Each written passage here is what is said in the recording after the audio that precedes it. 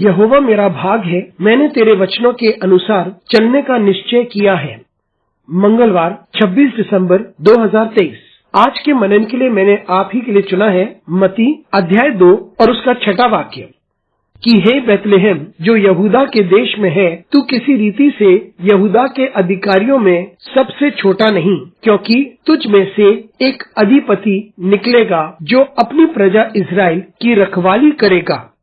आपका दिन आशीषित हो। परमेश्वर सबसे निम्न को अपने सबसे बड़े कार्य के लिए इस्तेमाल करता है, इसलिए कोई अपने आप को निम्न नहीं समझ सकता। आइए इस वाक्य पर मनन करते हैं।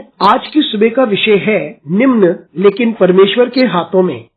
जब बुद्धिमान व्यक्ति महल में जाकर पूछताछ करने लगे एक महान व्यक्ति के जन्म के बारे में, एक ऐसे व्यक्ति के बारे में जो इस पृथ्वी को परिवर्तित कर दे, लेकिन उन्हें पता चला कि बालक महल में पैदा नहीं हुआ है। और उस वक्त राजा हेरोद ने महायाजक को और शास्त्रियों को एकत्रित करके उनसे मसीह के जन्म के बारे में पूछताछ की। उन्होंने शास्त्रों को खोला और वहाँ से उन्हें ज्ञात हुआ कि बालक का जन्म बैतलहम में होगा। और यहाँ पे परमेश्वर के वचन में लिखा है कि बैतलहम तू निम्न नहीं है, तू यहूदा में निम्न नहीं है। बैतलहम एक छोटा सा कस्बा था, लेकिन परमेश्वर ने बैतलहम को चुना कि वह एक जगह बने जहाँ मसीहा पैदा होगा। बैतलहम दूसरे शहर और कस्बों में सबसे छोटा माना जाता था, लेकिन परमेश्वर ने यह जगह जो महत्वपूर्ण बिल्कुल नहीं थी उसे चुन लिया और उस जगह पर परमेश्वर ने अपना एहसान दिखाया और वहाँ एक चरवाहा पैदा होगा जो इजराइल पर राज्य करे। मित्रों, बहुत बार हमें लगता है कि जो लोग हमारे चारों ओर हैं